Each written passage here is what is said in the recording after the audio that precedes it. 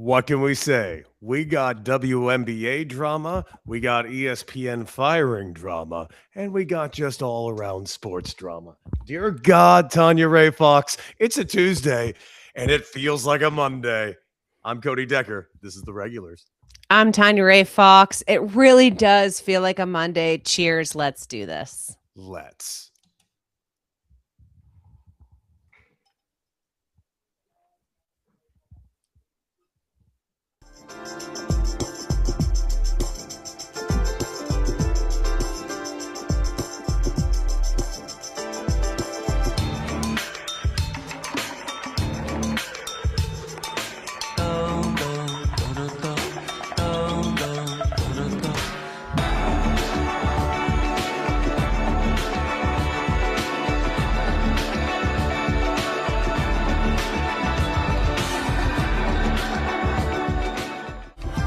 Oh, Tanya Ray. Us doing this show bi-coastal. Look at us. We are just such good professionals. By the way, like, share, and subscribe. Yada, yada, yada. Hit that alert button over there on YouTube, letting you know anytime that we are live. Tanya Ray, how's Boston? Because LA is fucking scorching hot. I can't sleep. It's fucking just heat waving it up. Air conditioning isn't fucking working. I want to fucking punch everybody.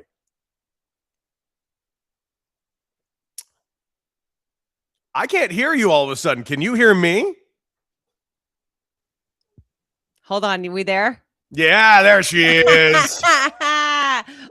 Listen, I'm not used to having to do my own sound. We usually have Mocha. That's what we got Mocha for, and goddamn do I miss Mocha. Okay, so I didn't know that I haven't been paying attention to the weather in Los Angeles. I've been out of the loop. Woo! And it is pouring rain here and thundering currently.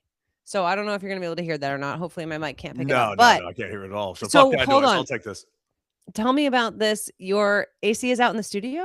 No, thank God it's working in the studio. This place would be fucking on fire if it wasn't. Yeah. I got lights all over me. Thank God my split back that I put in this thing a few months back is absolutely kicking ass. Not taking names. It's too busy kicking ass.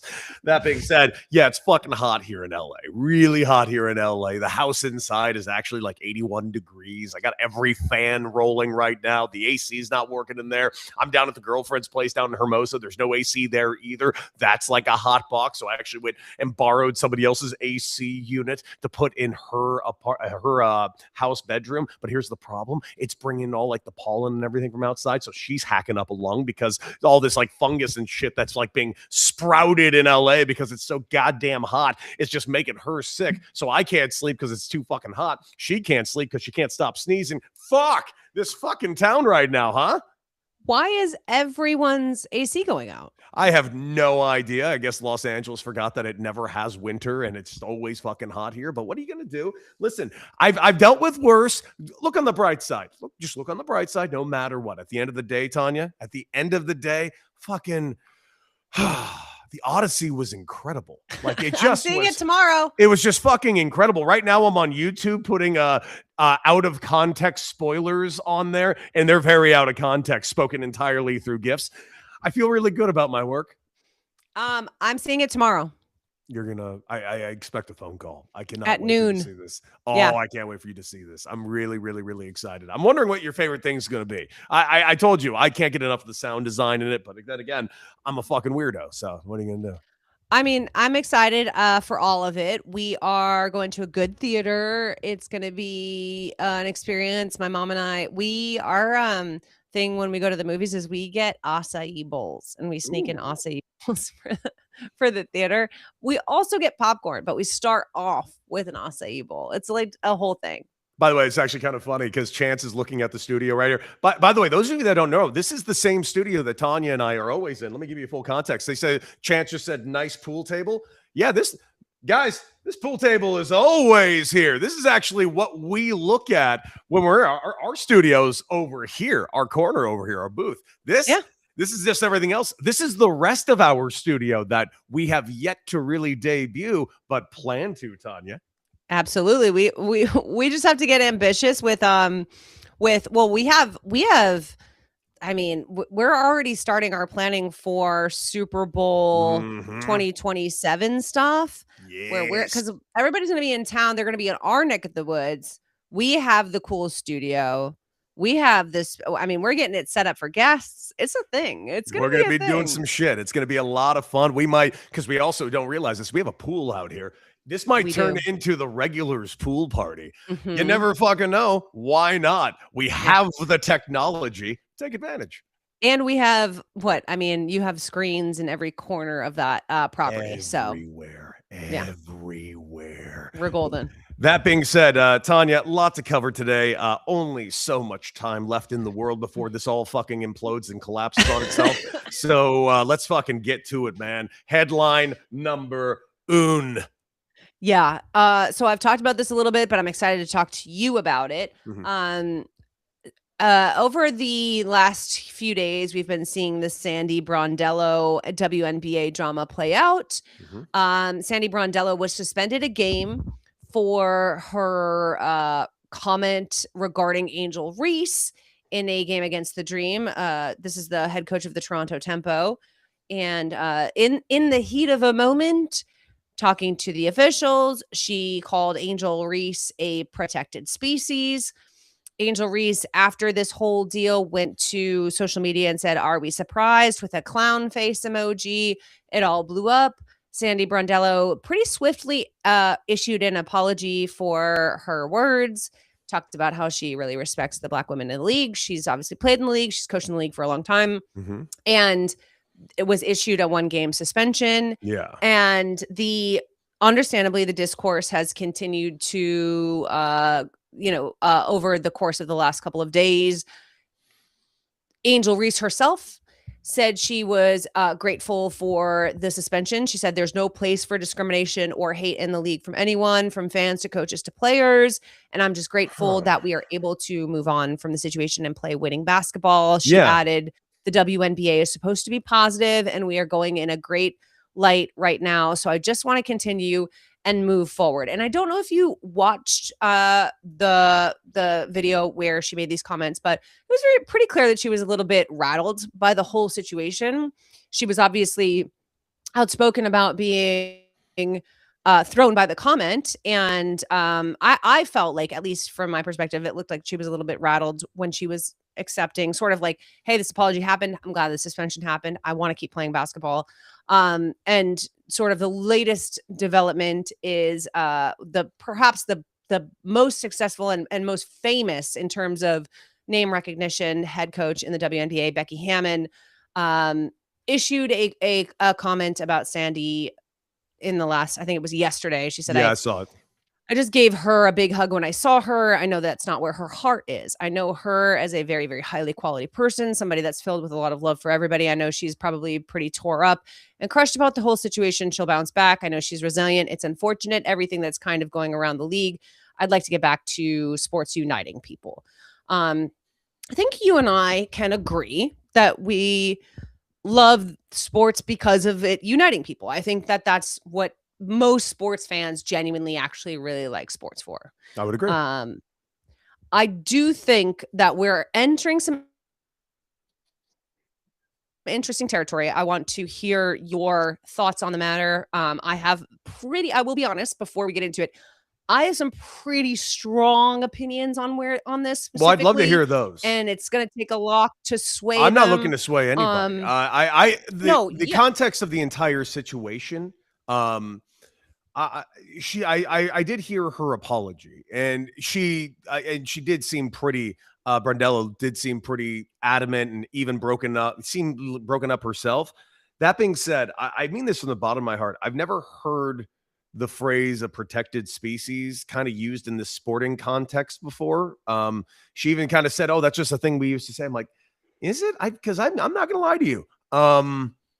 I've just never fucking heard that one time. And I've been around for, I'd like to think, a pretty long fucking time. I never one time heard that in baseball. And fuck, that is a hefty racist sport in its history, to say the least. So I want to give her the benefit of the doubt, but I got to tell you, I'm having a lot of trouble doing so. The other problem is, though, about it, though, I mean, like you said, she's played in this league. She's she coaches a ton of African American girls. She's played with. So it's just like I'm really kind of conflicted. Like I want to give her the benefit of the doubt, but I feel like I'm so jaded with everything else around sports that I feel foolish for even trying to do so. So by all means, I feel like I can very much be swayed right now. That being said, I don't know if I should be swayed. I didn't see the context of the video of her saying it also, which I freely admit kind of keeps me in a blind spot.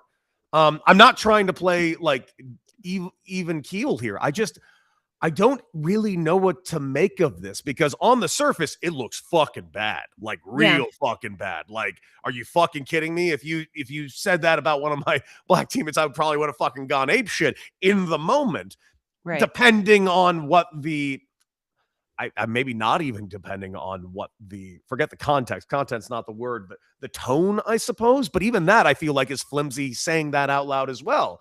The words are the words. So it's just, man, maybe you could shed a little bit more light and context on this for me because, like I said, I'd like to defend her based on her history and how much respect she does have based on her history. But the fuck is this? Yeah, I mean, Cody, you're kind of dead on here. Sandy has a, reputation aside, an obligation to not put black players in this situation. Now, you and I both know that Angel Reese has, since she was in college, had a lot of racialized hate thrown her way. She is one of the players, a ton, men, women, across sports, who has experienced the most sort of racial discrimination and conversation around her career. No doubt. So right there, we're already starting off bad, right? Like this is a player who has already had to endure a lot on that front. So for it to be aimed at Angel Reese specifically, you're already starting, in a bad spot. You're already starting in a place where the benefit of the doubt is going to be hard to give because you said a racialized thing in the United States. This is a racialized term toward a player who's already experienced a lot of anti-black racist hate.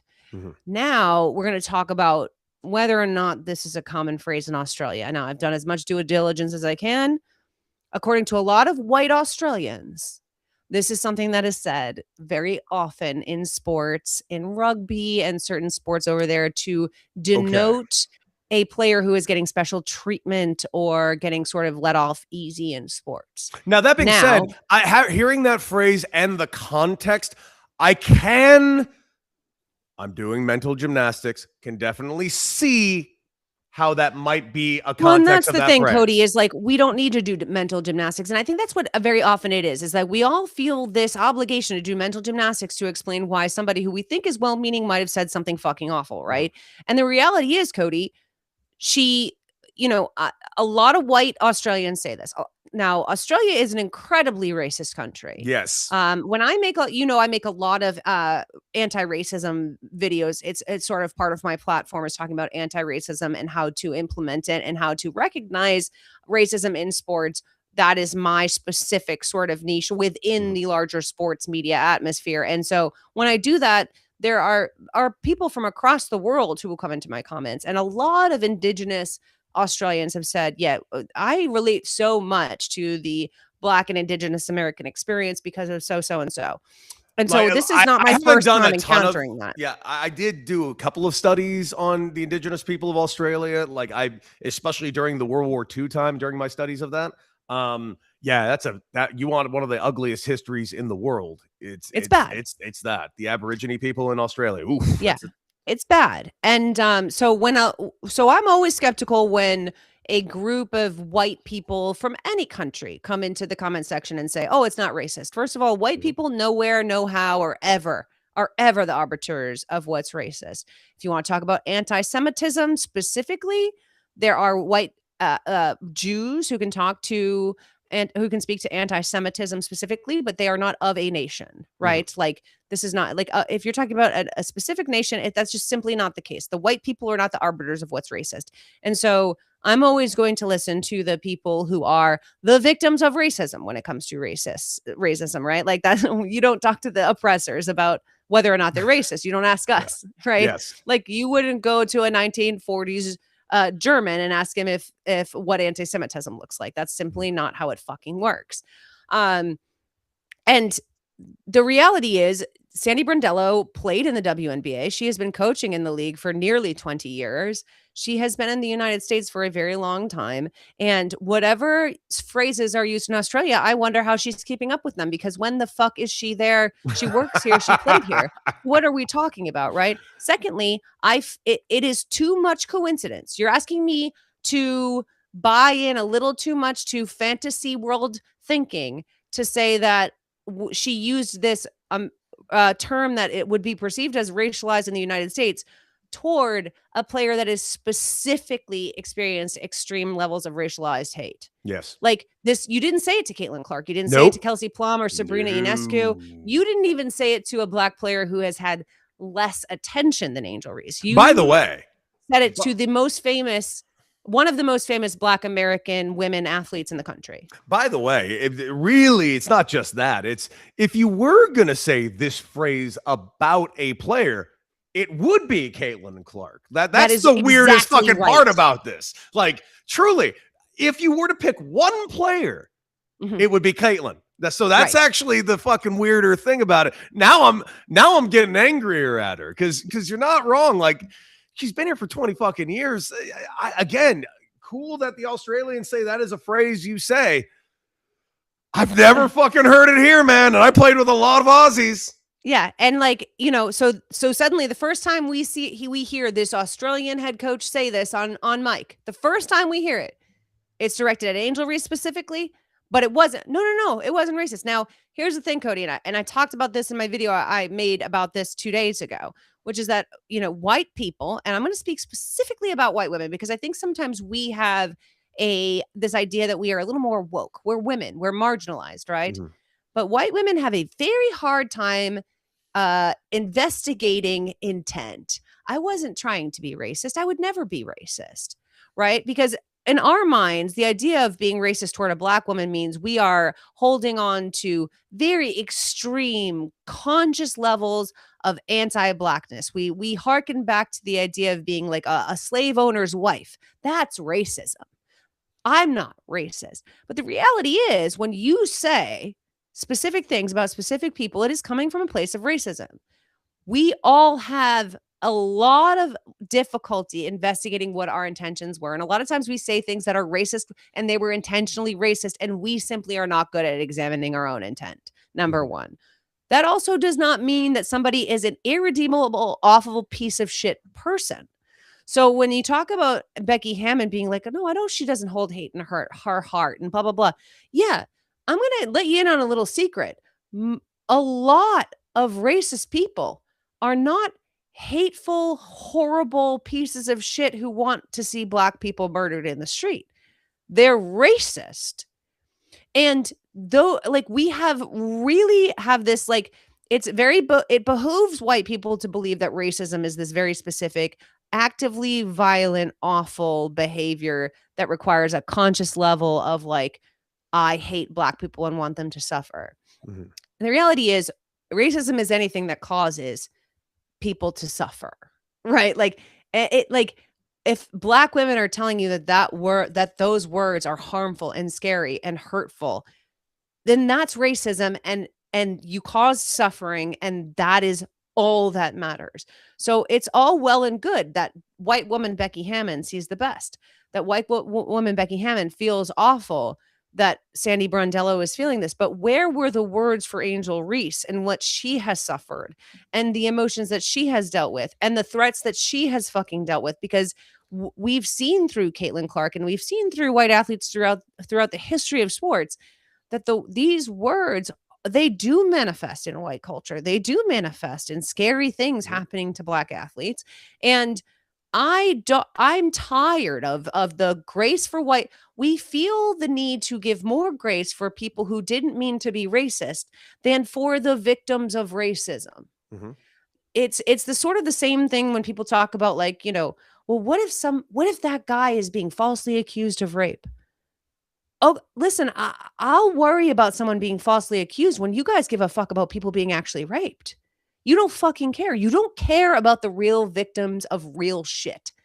And then we care more about the small number of people who get wrongfully accused of something than we do of the mass victimhood of people. And that is what Black women have been experiencing, not only in the Trump era, but specifically in this era of the WNBA.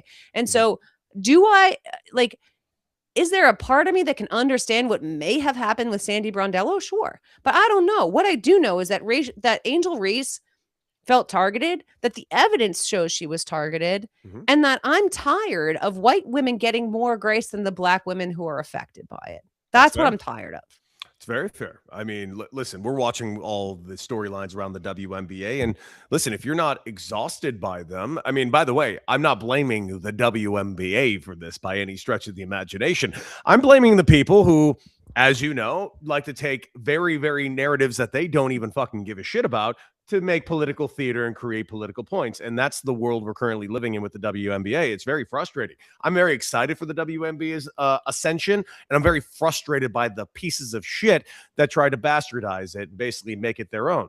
And yeah, if we're sitting here pretending that racism is somehow dissipated, if anything, the WNBA's ascension is showing you that, if anything, it's either been stagnant, exactly the same and flatline for the past 35, 40, fucking 50 years, or that it's somehow gotten worse. And you know what? I'm actually going to believe the latter, which is really fucking problematic, because I thought we were bad in the years that I played. And I thought we were bad and by the way, the years that I played professional baseball, guys, that was the Obama years. That was those were the good fucking years. And I thought we were still incredibly racist then. Trust me, the discourse and conversations around clubhouses, some batshit things said. Believe you me, it's frustrating, to say the least, that we aren't getting better. We're getting significantly worse. And social media is just giving everybody a wonderful, wonderful fucking air horn to say all their racist shit. And here's the best part: anonymously. That way, everyone gets to display their wonderful racism as loud as they humanly can. And god damn it, if Black women in the WNBA aren't at the very tippy top of this list, because watching what Angel Reese has gone through, like, listen, does Angel Reese sometimes have her issues? Sure. But then again, what athlete out there doesn't have their issues? I firmly believe there's probably no one in sports in the last 3 years that's probably dealt with more hateful, racist bullshit than Angel Reese. I firmly believe that. Now, I don't have any numbers to back that up, but I see the fucking discourse that's out in public. So I can only imagine what her DMs sadly have to look like all the fucking time. So it's really bad. It's really bad. It's atrocious. It's truly atrocious. And that's the player. That's the player you chose to say that about, Sandy. Like, and so here's the thing.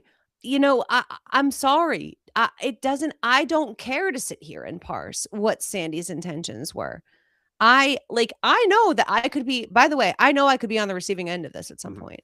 I could be the white woman who says something racist, and then I have to investigate what my intentions were. I have to investigate what my blind spots were, that I hurt a group of women I care about. That could be me. And you know who's going to decide whether to give me grace? It's not going to be the white women I work with. It's going to be the Black women. If they decide to give me grace, then I will fucking gladly take it and hopefully prove them completely valid in that. But we have to stop asking for grace from people who never get given it back, who get harmed by this. Cody, white women's words have gotten Black men, women, and children killed for the 450, 60 years that this country has existed since white people landed foot on this land. Words fucking matter. And I think that Sandy Brondello should be put in fucking prison for it? No. But like, you know, suspensions, fucking firings, these are things we're going to stare down the barrel of. We have not faced a lot of consequences for the ways that we have hurt people over the course of, and it's going to look extreme. That correction is going to look extreme to people. It is. It's not. What was extreme is what people were getting away with for a long time. And I think I think that's becoming very clear with the way people are reacting to this, because people are reacting they don't like it. They want Sandy. Listen, I've seen a lot of my mutuals, Black men who cover the league, saying, why are we trying to marginalize Sandy Brondello, right? not to mention white men, whatever else, but even black men, because misogynoir runs deep. It runs deep in all men and white women. And I'm tired, Cody. I'm tired of I really, really am. And if I'm this tired of watching the women I'm in community with deal with this, imagine how the fuck they feel, right? So, that we'll see where this goes. Sandy issued a very swift and contrite apology. Mm-hmm. It didn't take long. She didn't parse. She didn't put out a shitty statement and then have to correct it. But then afterwards, she did the whole, well, it's in Australia and blah, blah, blah. We don't want excuses. You got to stop. You got to stop. Just say you're sorry. And to her credit, with the exception of the thing saying Australian phrase, she did say that she very much never wants to be part of the problem, and this is being part of the problem. So to her credit, everything else she said was correct. So let's see who gives her grace, and let's see what she does with it. Let's see what she does with this opportunity moving forward. What are you going to do with this opportunity to make it right with Angel Reese, to make it right with the black women of the league and the fans that feel hurt by you? That's where we go from here. Couldn't agree more. Couldn't agree more. All right. Now that we got the Band-Aid ripped off, let's go ahead and have some mild fun at LeBron James's expense. Rich Paul has officially said, hey, we are in no rush whatsoever. Don't you dare rush us. No. This is LeBron's world, and you're all fucking living in it, even though the commissioner of the league would really like him to make a decision because, and by the way, as funny as this is to say out loud, I actually agree with Adam Silver. I can't fucking make a schedule until fucking LeBron makes a decision. And that's just true. I'm sorry. It is. It's a very I'm glad he made the admission. It is one of those rare things where it's like, kind of surprised you said that out loud, but I'm also glad you did because we all know it's true, right? We know it's true that you can't make a schedule until you know where LeBron is playing because let's be real, you can't have LeBron games buried on the schedule. I mean, can't.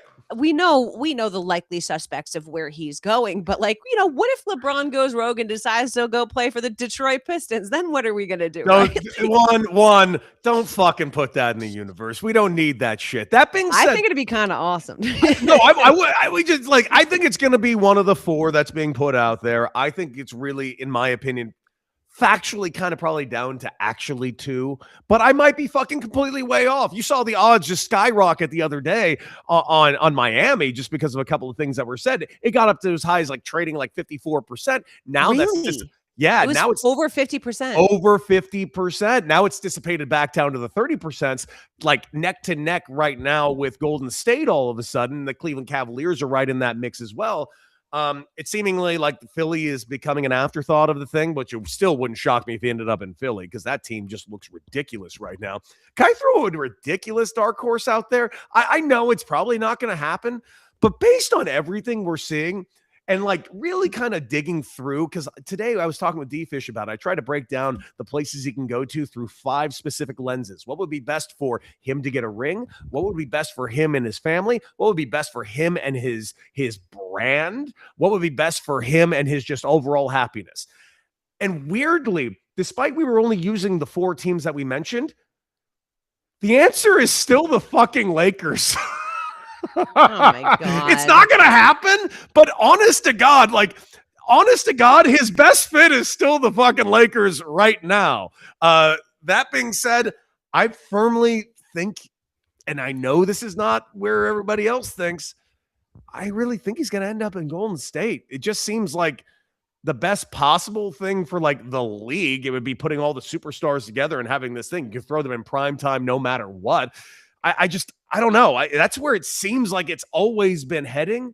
But you tell me, Tanya, this has been all over the fucking place. And it's the theories that have out there have been batshit. Rich Paul has said everything. No one else can do anything else. Everyone has pled their cases. Tyrese Halliburton has multiple times said that he tried to make his case and got crying face laughter emojis sent back to him from LeBron. So Indiana's off the table.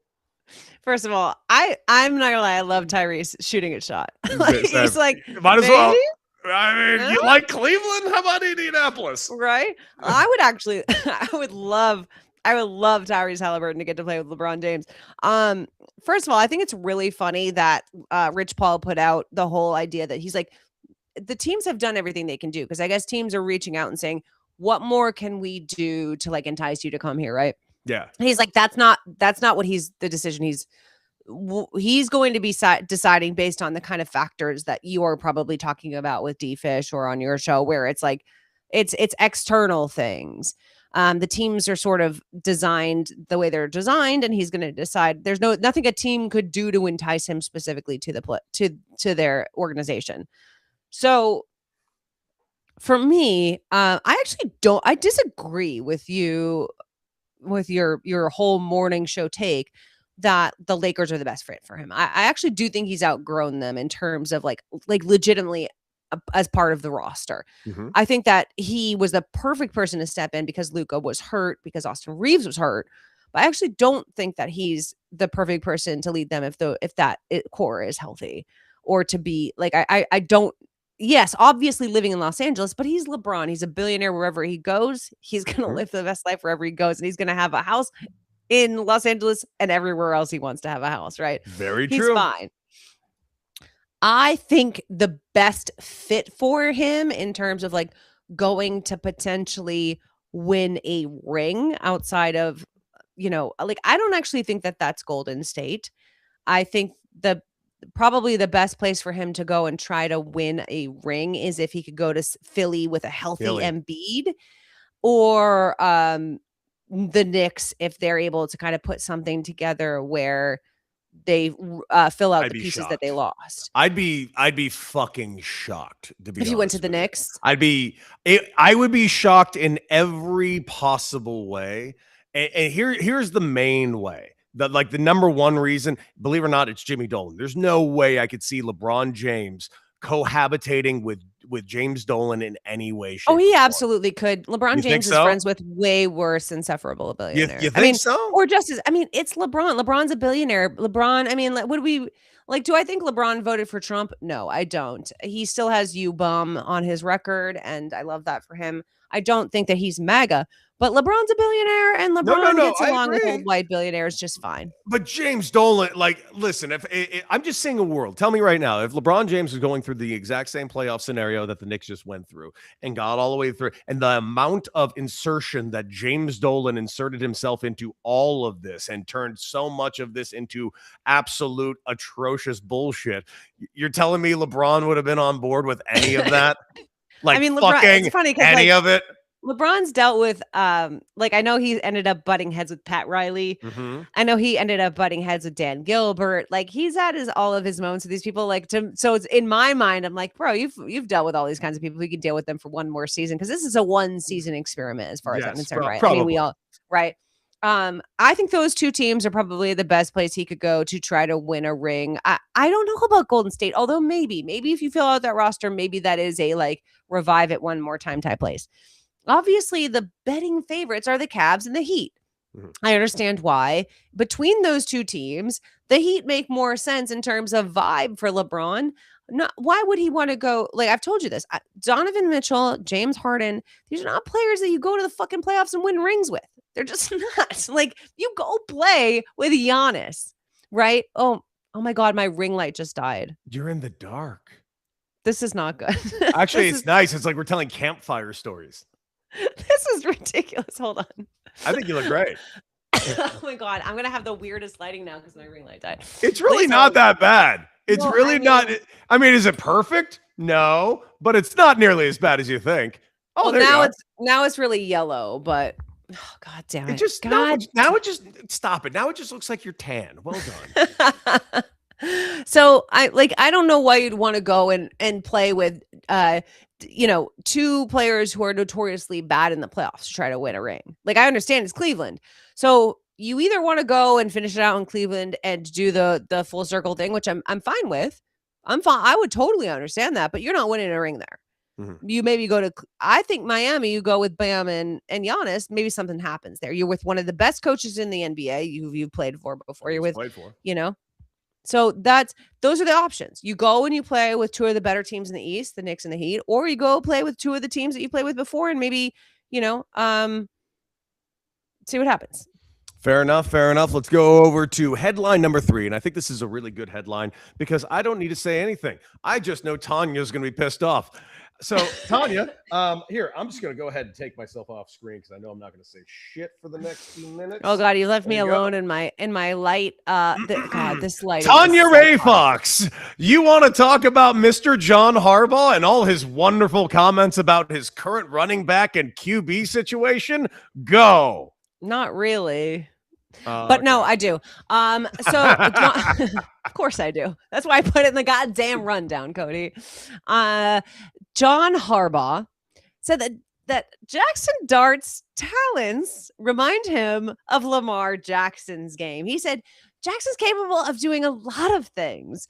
During an interview with Dominique Foxworth, he can live in a lot of different worlds football-wise. He can live in a power running game, obviously, and a power running game protects the quarterback because you can hand the ball off and make people defend that and keep them honest. But we can also get into the gun or get in the pistol, and we can run RPOs, and we can run quarterback-driven runs with Jackson Dart. A lot of the stuff we had in Baltimore with Lamar. So now if you want to defend the pass, the quick game pass, okay. So I'm not even going to read the rest of this. His whole entire thing, Cody, is he is going to run the offense he ran with Lamar Jackson. Isn't this great? I have 2 guys that can equal 1 Lamar. This is great. He is like, this is going to be amazing. Lamar Jackson Dart. It's all there. He's seeing the vision. He's thinking. This motherfucker is so goddamn dumb. And you know what? This is a perfect example of why Lamar Jackson has made a goddamn Super Bowl with this idiot as his head coach. Because if you genuinely believe you can, nobody in the NFL can do what Lamar Jackson does. No, let alone Jackson. Tanya, he recreated him in the aggregate. He's good. He's got good. 3 players. He's got 3 players. 3 guys. 3 guys. It's almost 1 Lamar. It's like the same fucking team. By the way, someone showed a video of Cam Scatteraboo doing the backflip and landing on the backflip ass. And was like, John Harbaugh's up there thinking he's going to run the Ravens offense with like the adult version of all the shitty little kids who won't listen to you, right? They're like the little kids by the pool who will not listen to you. And you're like, don't jump in the pool. Like, these are a bunch of little fuck ass white dudes that he thinks he's going to run Lamar Jackson's offense with. I could not. You would think I would be mad about this. Cody, I am overjoyed. Mm-hmm.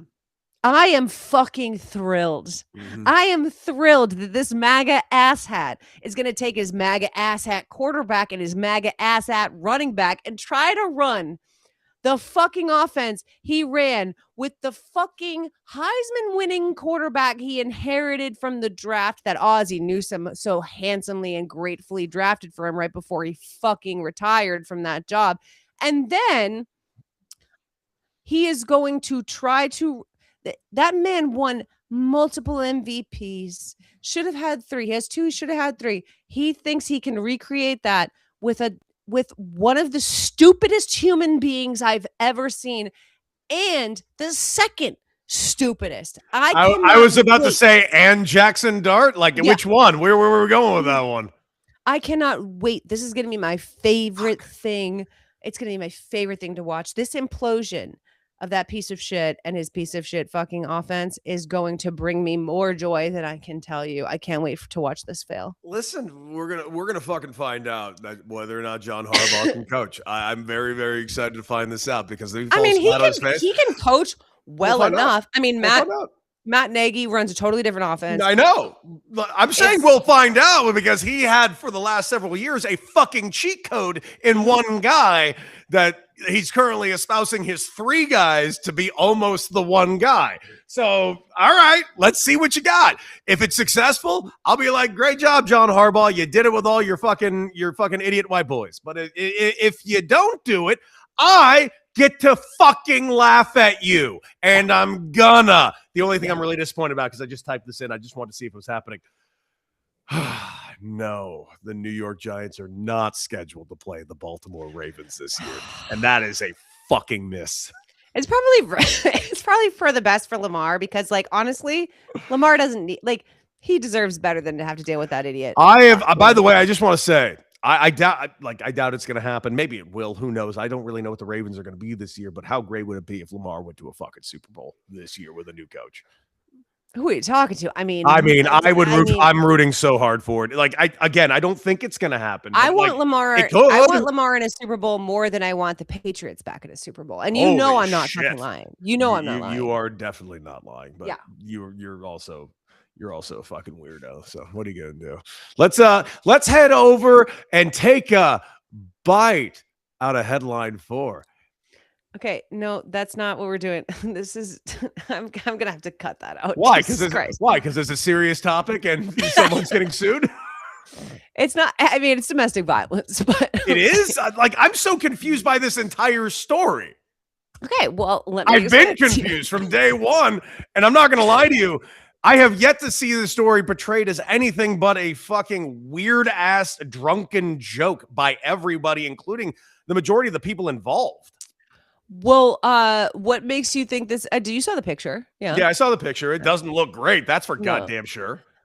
So this has been going on. It's been months now that they've been litigating Puka Nacua allegedly assaulting this woman. Biting she has filed a what? Yeah, biting the living shit out of her. So a color photo of the bite mark that Rams wide receiver Puka Nacua allegedly left on a woman's like back and shoulder kind of area. Yeah, like shoulder blade area. Yeah. So she said that it was so he said it was horseplay. That's what he was like, oh, we were just horsing around in the back of the car or whatever. And they're saying everybody was drunk. Yes. The Associated Press and Los Angeles Times both reported on March 25th that Nacua's attorney said it was described as him biting the woman as horseplay. The bite caused a micro puncture and the woman had to get a tetanus shot, according to her attorney at the request of USA Today. Sports Carr provided, that's the attorney, the color photo of the bite mark. He said the black and white copy filed as evidence may be one of the reasons that it's not been taken as seriously, that it's been underplayed, because you couldn't quite see the like redness and the blood coming out of the like where the deepest bite marks are. Yeah, it looks like for parts of it, like, one, got to give her credit. She is clearly whatever like supplements she takes. The fact that like this is not all broken skin is actually quite impressive, but you can see the parts where it is, and it's just like, the fuck is this? Yeah, like for a human being to break skin with their teeth like that. And like, I've never actually seen, so I didn't want to put the actual photo into the podcast because it actually is kind of like horrifying. It's actually kind of jarring when you actually look at it. So like if you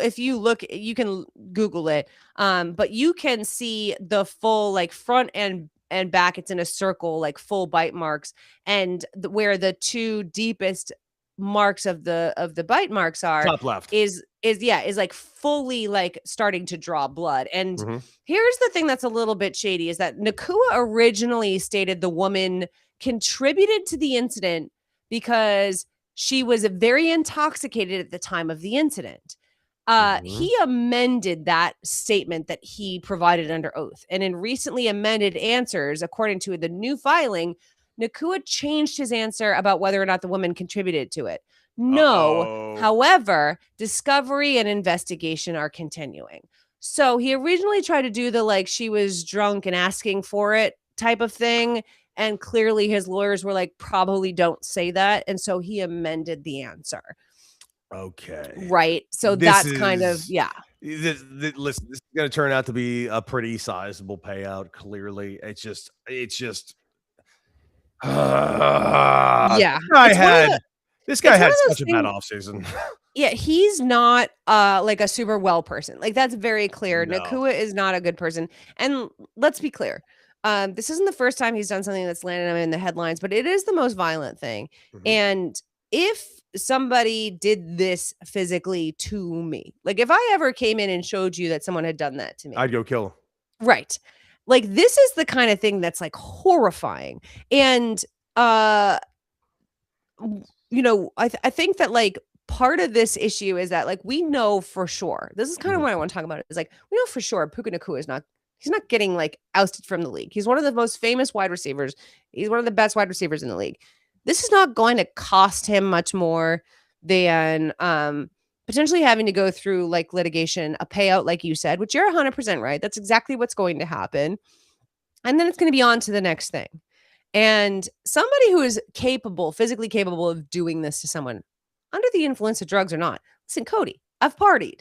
Okay. I'm not going to say how I've partied or what I've partied with, but I have never been fucked up enough to either do that to someone or let somebody do it to you or have it done to me where I would be okay with it. Now, in the filing, she talks about like being upset while it was happening. It's not like she was like, yeah, party on. Like it was not good. So like, this is one of those things where I'm like, the warning signs are there that this person is unwell and does not have a respect for other human beings, like bodily autonomy. Am I glad that she wasn't like hurt worse? Very much, but that's the low bar. But that's a very low bar. It's not just that; it's also the fact. Listen, I'm really skeptical on whatever the hell his quote unquote rehab stint was. I have been from day one. It screamed, this is I don't know who his agency is, so I apologize for just blatantly saying a CAA type of wonderful boardroom type of meeting situation where everybody got together and like, all right, he's going to go to rehab, but he's going to put himself in and he's going to take all this accountability, yada, yada, yada. And then we will all make $150 million next year. Like, that's honest to God what this fucking has felt like from the get-go. I don't like where it's going. And I've said it many times. And I will say it over and over again until somebody actually fucking really listens to what this is pointing. This is just on its way to an Antonio Brown situation. It is well on its way. These are just like identical first steps. So I want to believe that the rehab stint was real. I have no reason to believe that the rehab stint was real. I'm just wanting to be hopeful, knowing full well anytime I'm hopeful in a situation like this, I'm usually fucking right about what the actual situation is. So right. I'm kind of going about the situation with some serious bated breath going forward because it screams like every aspect of the playbook is going to happen. This woman will get paid out. This story will go away. Puka Nacua will lead the NFL in yak yards, and everyone will get, and he'll get his, he'll reset the wide receiver market. He will be a hero for a solid 2 years, and then he'll fuck up in a horrible way in 3. Here we go. Yeah, no, I mean, that's why I wanted to put in the show, mostly because a lot of this times this happens, we ignore it. We ignore that it's happening. We ignore that it is because we just assume nothing's going to come of it. And I want it on record, whether it's on our podcast that isn't exactly a fucking national television show. I want it on record that there is a Googleable account of this motherfucker being a piece of shit, hurting a person in a way that's really alarming, so that if he ever does something genuinely horrifying that results in an injury that's worse, that people can find results of people in the media speaking about this.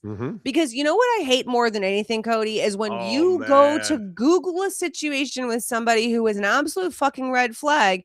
It turns out nobody's been fucking talking about it. And then all of a sudden it's like, well, has he been is he a bad guy?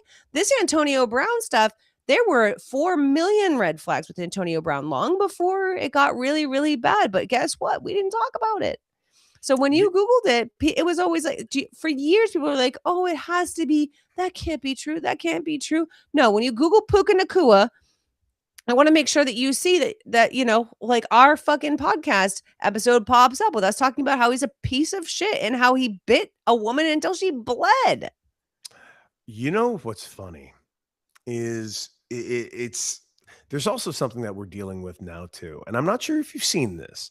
I'm going to use the World Cup as an example. It's not the exact example, but I think you'll definitely see this because when we're talking about issues with the World Cup this year, and like, oh, how dare you do this? And he's like, oh, you guys are talking. It was really around the Belligan thing. People were like, oh, how dare the government get involved? It's like, oh, what are you talking about? Our government getting involved? Where were all of you saying anything when the tournament was over in Qatar?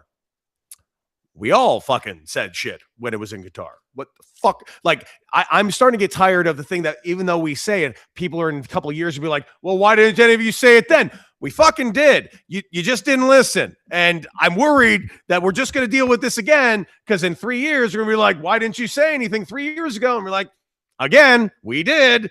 And you guys just don't fucking listen. It's just, we are building an internet archive of accountability at this point. And that might sound stupid to people, but it is genuinely meaningful.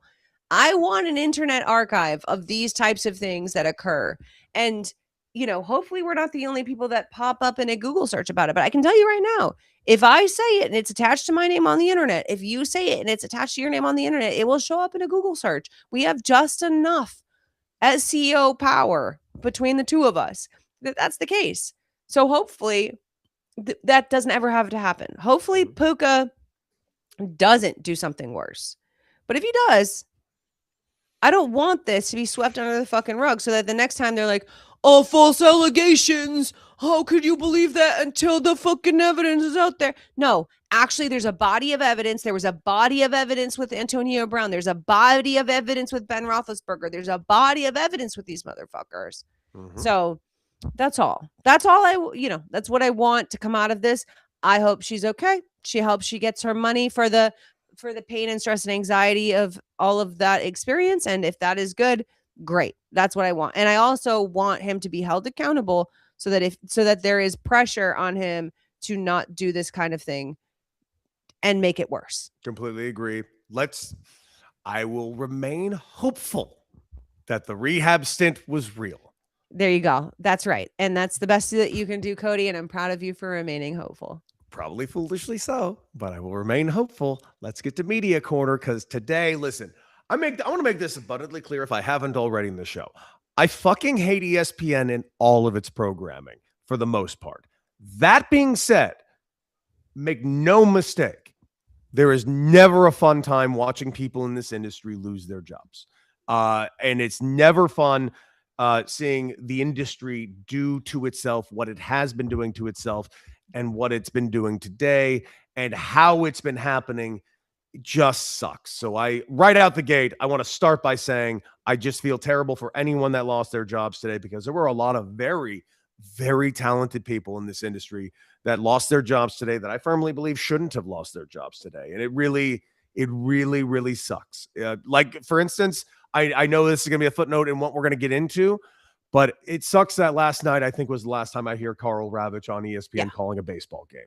And you know what? I really like Karl Ravech and his work, and I'm sure he's going to be fine going somewhere else. But, just kind of no warning, the night after him calling a Dodger game on ESPN, and it's just kind of unceremoniously after 35 years, not going to hear him there anymore. It's just, this industry is very fucking cruel. So Tanya, take it away. Yeah, I mean, that's a huge story. I think everybody knows that ESPN, after the acquisition with the NFL Network and through the incorporation of those operations, has done another layoff. By the way, they laid off people this spring. So this is more layoffs, just in a different sector of the company. Karl Ravech found out that he was laid off. I hate it. When a reporter called him asking for a comment. That's how he found out he was laid off. Ryan Clark found out he was laid off in the middle of hosting NFL Live. That's so ridiculous. I don't know what to do with myself. And then, there was a mutual agreement that he would just leave the show in the middle of the fucking show. I talked about this online a little bit yesterday. These layoffs have become a nightmare because the company leaks the information. It gets out there. It gets to report. They don't do their due diligence in getting a hold of people beforehand. I was laid off exactly a year ago by Fox Sports, and I got a call from my friend that we had canceled 3 of our 5 daily shows. 3 of the shows I work on. Mhm. And he's like, "What the fuck?" And I'm like, "Oh, I'm getting laid off." I'm like, I knew it was happening. As soon as I found out that we had canceled 3 of our 5 show slate, I was like, "Oh, fuck." And the reality is, like, that should not have been how I found out that I was getting laid off. That I mean, I knew. And then I checked my email, Cody, and what do I have? Emergency Zoom meeting that day. Not only was I laid off that day after it was leaked that we were canceling all these shows and it was inevitable, I was laid off with 25 other people in a group Zoom. Not even a one-on-one HR. Now, did I get my one-on-one HR meeting? Of course I did. But I had to schedule that out, a week and a half out afterward, after being laid off with me and all of my close buddies watching each other get laid off. No big deal. Yeah. This industry is a fucking nightmare. Ryan Clark should not have endured that. Worked there for 13 years. No, he should not have. Carl Ravitch. Embarrassing how that happened. It's a disaster. Disaster. To Ryan Clark's credit, he handled it incredibly classily. Yes, he did. He left in the middle of the show. That was a mutual decision. But he put out, his statement and said, sending prayers and love to all those laid off by ESPN today. So many of you have poured your life into that company, and I know how you're feeling right now. My hope is that this door closes, another opens for you. God bless. A lot of his colleagues have said, I learned so much about, the sport from Ryan. He was very clearly a beloved colleague.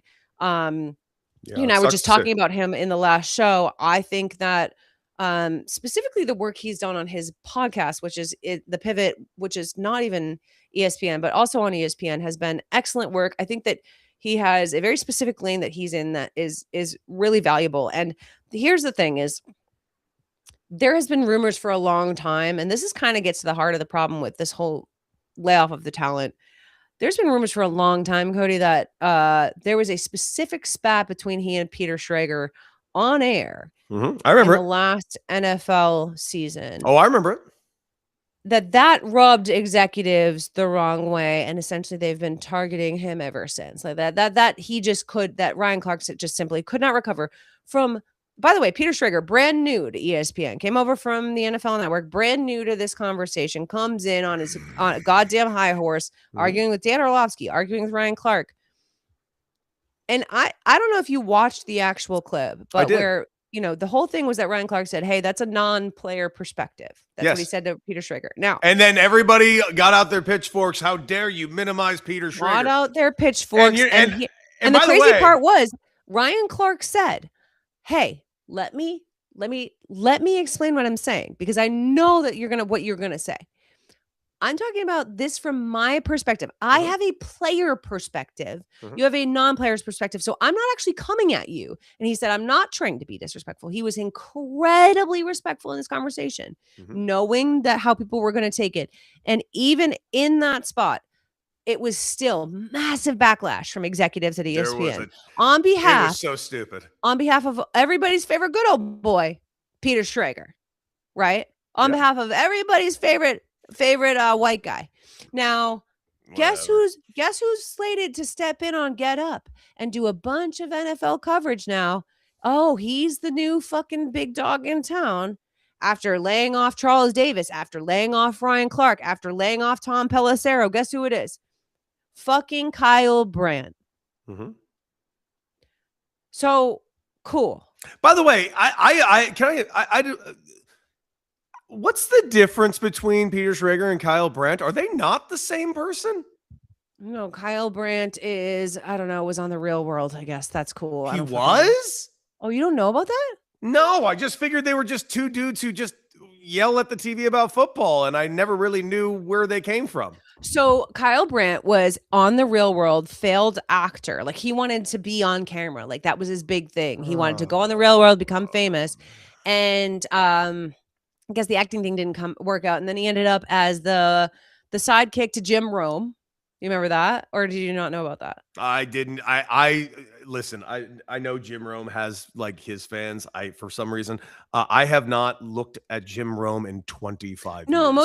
most people have. I mean, it's not like he's like I mean, at one point, Jim Rome was Jim burning, Rome whatever. He was was a big huge. It was deal. a Yeah, big yeah. thing at one point. Yeah. Yeah, and he still has. He's had work forever. So, that was like kind of like Kyle Brandt's come up when Jim Rome still had like a pretty like big deal show. Mm-hmm.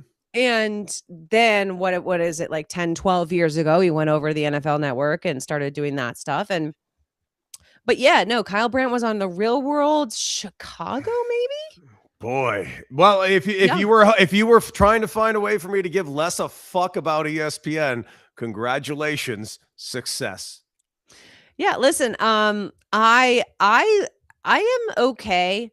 And you know this because I've talked about this with Craig Carton a little bit. I am actually okay with a big ego sort of like white dude, right? Like a white dude who just says the white dude things, right? But you can only have one. There can only be one. Oh, so they already have that with McAfee, so you can't get the other one. Like, I don't need, like, you want McAfee, Schrager, and Kyle Brandt, and you're gonna get rid of all the fucking former players. And then you're gonna leave me with what? Kyle Brandt yelling at Dan Orlovsky? You're gonna make me root for Dan Orlovsky? Is that what's gonna happen? This is like on the internet when women will comment on someone's photo, like reel or whatever, and they'll be like, "How dare you make me root for a man?" Right, in 2026. I'm amazed you're even having this dilemma. My dilemma is solved. I don't fucking watch. It is that simple. There is quality programming in the world right now. That's the thing is. You do, though, because what happens is if you want to watch the NFL on Sundays the way that I do, now, if you don't want to, you're going to know less about football, right? Now, maybe that's why I know more about football than you, and that's okay.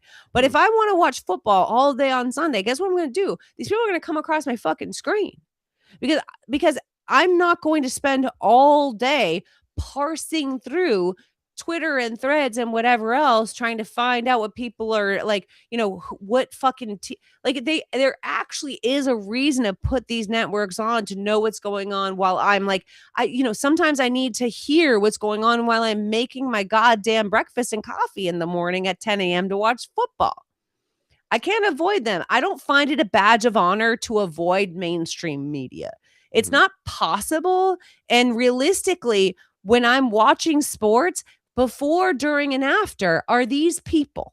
They're coming on my screens, whether I like it or not.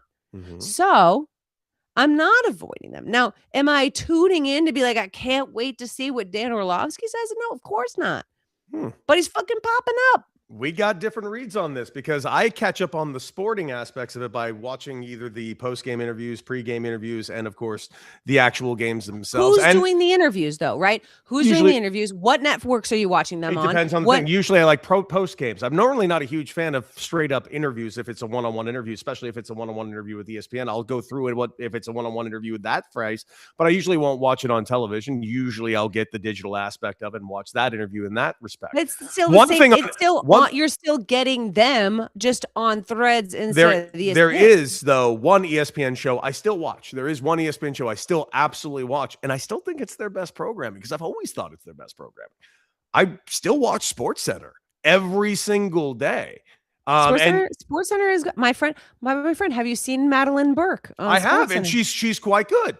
No, that's my girl. Love her. She is quite good. No, I still watch SportsCenter. I still think SportsCenter is good reporting, decent news that'll give you the, they do a decent amount of breakdowns. And yes, occasionally they will dip into here's what this guy said on this show, and I will get information that way. But for the most part, and this is not me saying I'm above anybody else, it's just the most part. I don't find any of the news shows, and I'm using news shows as a very generous term, as helpful in any way, shape, or form. I don't think it helps me form an opinion. There's always there's like certain people that they'll have on where it's like, if there's a segment that I really like that I'll see on, like if I see Mina on a specific segment or I see Ryan Clark on a specific segment. I like Mina's work quite a bit. So if I see something, I'll check that out. Right. Yeah. The other thing that's really important about following some of these analysts is that a lot of them are Hall of Fame voters. A lot of them are MVP voters. A lot of these people are like have influence and sway. Right. Mm-hmm. So whether I like it or not, they are the people with influence in some of this awards voting, some of these like people's Mm-hmm. fucking careers. Mm-hmm. So it is on us as media people, as fellow media people, as media critics to sort of know exactly what's going on there. Now, does that mean we have to tune in to get up every morning? No, of course No. not. We would kill ourselves. We Yes, would, I would. not to make light of suicidality, but let's be honest. Like, yeah, that's like We would taking be a unwell. poison pill every single day. Right. Like what can I say? It's not reality to me. That's No. why I don't watch it. It It is is. reality though. That's the thing, Cody, is I know what you mean. I know, of course I know what you mean. Mhm. You're being like, you're intentionally sort of making light of the fact that these people should not always be taken seriously. And Nope. I do know what you mean. I know whatever, but they are and they do. Like they're the ones who actually do. Who wins an MVP? Whether we like it or not, like that's a real conversation in sports. It's a real legacy definer. It defines who gets into the Hall of Fame. It Yes, defines it their does. bonuses. It defines what kind of contracts they can fucking negotiate. That's business. It is how long they're like whether or not they're going to have a specific sort of track and free agency. Like these people have influence. Dan Mhm. Orlovsky Has is a influence. voter, right? Is he Like, really? yes. Dan Yes. Orlovsky has a vote? How the fuck do you get that? Yes. Well, you'd be surprised. This is my point, and this is why I'm here to No, no, help but you, no, but no, to honest let you know. question. How does he have a vote? In what? How? Like, what is his credential to have said vote? He votes on NFL awards. It's a media vote. I mean, Tom Brady was a voter, right? At one point. That's insane. He shouldn't be. That's a fucking insane thing to say out loud. That being said, I'm glad that FS1 lets you go so much because the shows that's taken all of the places are doing so great. Specifically, I'm sitting here. I decided just to have some fun and look up and see how great Wake Up Barstool is doing. And you know what? Good on them. They got their highest ratings ever coming directly off of World Cup coverage. 19,000 viewers. That's their height. 19,000 viewers. Their highest rated show is 19,000 viewers. They let's see. Is that real? Is that real? That's real. I'm looking at the numbers right now. I'm literally staring at them. Wake Up Barstool on June 2026 rating, despite a major network-wide bump from World Cup coverage on FS1, Wake Up Barstool averaged just 19,000 viewers in the month, where Fox Sports maybe had their most successful month ever because of the World Cup. You said 19,000. 19 like fucking apostrophe 000. My brain is breaking that so bad. One That's apostrophe. so bad. Do you apostrophe. Do you know what your best ratings were when you were there with Craig? I do. Well, let's do it. Let's, in the interest of transparency, let's do it. What was on a good month for you guys? I will say that our biggest bump was, I believe, during the World Cup as well, of which we came in with a ton more viewers. So I feel like we should throw that out. Okay, but we just talked about a World Cup, so that's perfect. This is where we're doing World Cup. I believe during a World Cup, I do believe at one point we got like 120,000 viewers for a couple of shows out of a World Cup. Okay, but I want to also say this is a little unfair because at the time, World Cup viewing, the last match would end at like 5 a.m. to perfectly like go into our show type of thing. So we're able to pull in all those viewers. Okay.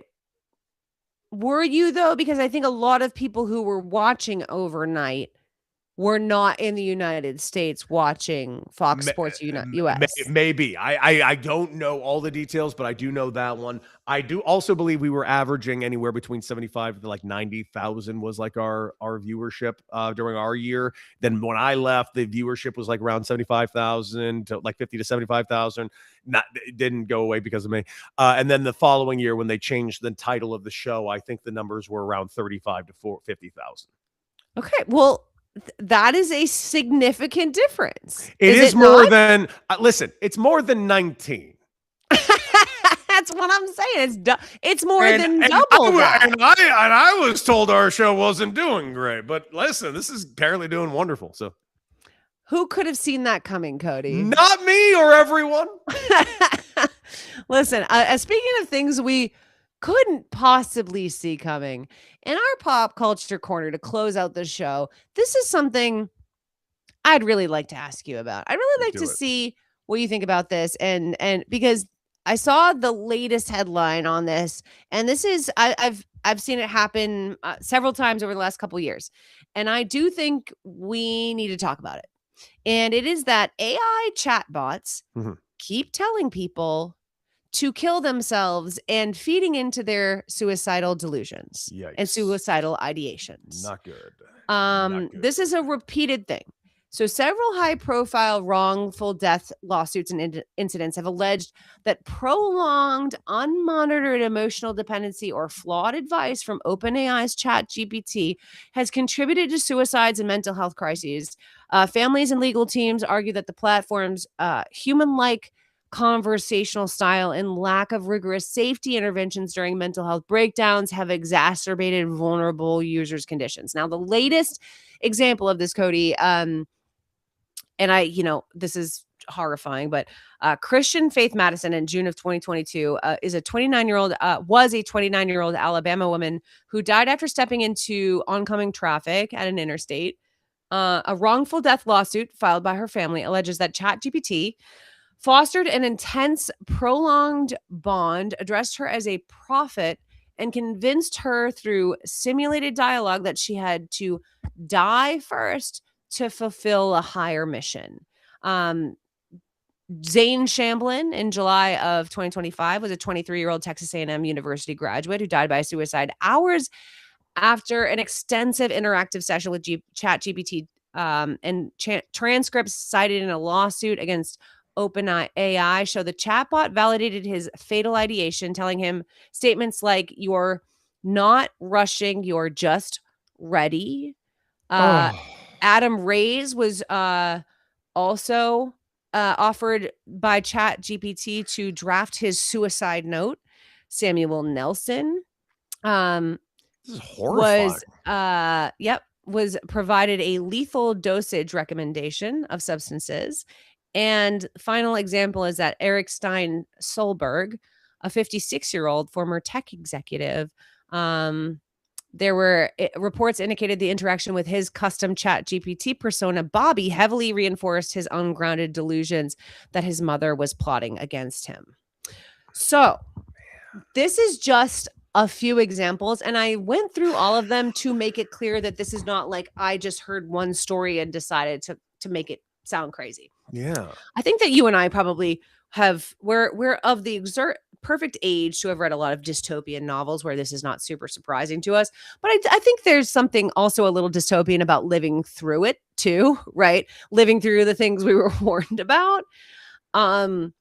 I am pretty anti using ChatGPT this way. I know you are too. I know that there are certain ways that we will, people will use AI. I know you like to use Gemini to sort of find out how to learn a specific like task or things like that, but you don't use it as a chat bot. You don't use it as a therapist. Like I know that that's the case. I do have people in my life who do though, and it does freak me out. So do I. Do you? Okay. I do, and I don't like it. Yeah. No, I do find AI to be quite helpful in certain aspects.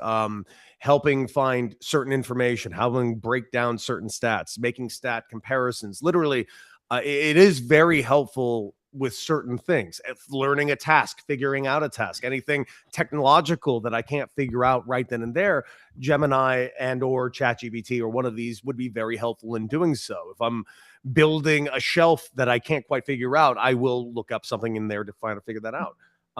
If I have an issue with my computer, honestly, like Gemini is ungodly helpful. Anything with that, because I deal with a lot of technology. I don't understand, and you know how they keep bringing up the male loneliness epidemic as a thing, and I really think that's kind of always been there, but I do sincerely think that social media has just kind of brought a certain light to it that I just don't think was there before. I think there's always been a certain amount of nihilism and disassociation with American male youth. I just think social media has amplified it to a degree that we simply can't compete with at this point. And yes, there's one other thing in the quote male loneliness epidemic that's also a thing, because you see dipshits like the head of the UFC, Dana White, screaming, so therapies for bitches and shit like that. And so these same guys get programmed in their head through social media and through the internet and through probably their own chat GPTs as well, that they're basically anything that could help their mental health is actively working against them and making them soft. And that's just I don't know what to say other than sad. It's just ungodly sad. I've mentioned this before. I've had teammates that were depressed. I was depressed. There were times where I was suicidal. I wish to God I had anybody that was an actual friend that would have just talked to me. And whenever I find that out about one of my old teammates or friends, I wish they would have told me, because I would have loved to have talked to them. Maybe it's more incumbent on me to notice that as well. The use of this is like borderline terrifying to me, because the chatbot is how a chatbot works. It's basically a creation of your own. The way you speak to it, it learns how to speak to, and more or less, it's going to learn to tell you the things you want to hear. And that's where this gets just so ungodly terrifying, that it's almost insane to me that it's not baked in that there are already safeguards. And that's where whoever created any of this should be held accountable, because your first thing, the fact that any of this has been launched without safeguards, is just insane to me. Like we make fun of the NIL being launched without safeguards. Lives aren't being fucking lost because of the NIL. Like this is just next level. Well, and it's sort of it's common sense that an algorithm based on like this human input, right, where it's like when people go and they use it to write a novel, right, which is something that's been happening for a while now, is people will go and use chatbots to write a novel. They're pulling from someone else who's written a novel. They're stealing from previously written novels. They don't just like know how to write a novel. That's not how algorithms work. They go and they steal a bunch of fucking input from a bunch of novel writers, and then they steal that and they put it into like a specific format. Well, that's what you're feeding ChatGPT when you talk to it all day, every day, is you're just teaching it how to talk to you, like you said. Mm-hmm. There is a guy. Have you seen the guy on Instagram who like purposely shows how I think he uses several different chatbots. He uses Gemini. He uses all different chatbots where he'll say, like, give it straight direct prompts and watch it just lie to him and gaslight him. You've never seen this guy's videos? I have not, but I have no doubt that it's fascinating. So he'll be like, "Hey, I'm gonna start counting at 1, and I want you to count, and I'm gonna walk across the United States. And I want you to walk. I want to see how long it takes me to walk across the United States." And he'll be like, and the chatbot will be like, "Okay, that's quite a journey, but blah blah blah." And he'll be like, "I'll count. I'll start the count when you say go." And so the guy will be like, "Okay, go. I'm about to walk across the United States. Start the countdown now." Chatbot says, "Okay, countdown started. 10 seconds later, he says, okay, I did it. I'm across the United States. And the chatbot's like, wow, that was really quick. You did an amazing job. Like, these are not real human beings. Like, and to watch it, and like, he will have a full conversation with it where the chatbot tries to then lie about the fact that it was lying. Right? Like, the chatbot itself will be like, well, I wasn't necessarily trying to tell you what you wanted. I mean, it's fucking nuts, Cody. And and I'm glad that you have the same thing, because I have people in my life that I love that use it sort of as this tool, as this conversational tool. And because you do as well, I think it's not that I'm trying to shame anybody or anything else. I just think it's important, because nobody, again, is going to be putting this out in mainstream media saying, hey, just so you know, ChatGPT is telling people. But like, if you are in a vulnerable situation, this is simply not a tool that you should be using for any sort of advice. It is very dangerous. And it scares the fuck out of me. It scares the fuck out of me, Cody. It concerns me for the people that I care about that use it this way. That's for goddamn sure. Like, I'm so glad I've never said anything of relevance to my fucking chat box in any way. You don't use it as a sort of advice tool in terms of your personal life or personal situations. Because I firmly, and I guess it's the way I've grown up on the internet. I guess I've learned that in a negative and positive way, I learned that the internet does not have any answer for self-growth for me. It's not what it's for. It's a tool to be used in life. That's how what I use the internet for. That's not what I use this for. It bugs me how, like, because there was a time where I feel like my life was so much on social media, and I learned from that. Honestly, I don't know how to say. Getting divorced is what taught me this. It took that for me to learn, like, what never to use any of the internet for. And that shifted my perspective altogether. Honestly, maybe if you met me 10 years ago, I wouldn't have had this exact same thought process, but it took seeing how the internet is used and what people use the internet for, and how the internet is so easily weaponized, that I determined, oh, this is all make-believe, and people, and even me, used that as if it was gospel. I learned the hard way about what this actually is. Yeah, you had a very unique experience with that, for sure. God, I would, you know what, if I ever really wanted to play a prank on you, I'd ask GPT what it knows about you and your ex-wife. Maybe. Honestly, maybe I'll ask Gemini right now. Here, let me pull up Gemini. Let's find out. Hey, Gemini, based on my prompts, what do you know about me? What can you determine about me? That's oh no, I'm so scared. Oh, I'm scared. Based on the prompt history of our current chat session and our previous, observe about your interests, you seem to really like sports and sports media interests. You follow sports news and analysts, particularly around baseball and football, quite heavily. Basketball also is a heavy interest of yours as well. That's it? So there you go. Okay, you're safe. Anything else?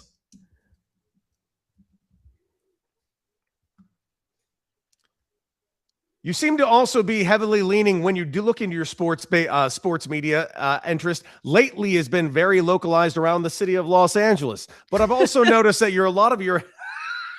I've actually said all of this, but it's also noticeable how often you ask questions about technology. It would seem that you do a lot of work around the tech sphere, specifically around cameras and sound and lighting. Okay, so is that not a little alarming? Even though, yes, agree that this is pretty standard search history type stuff.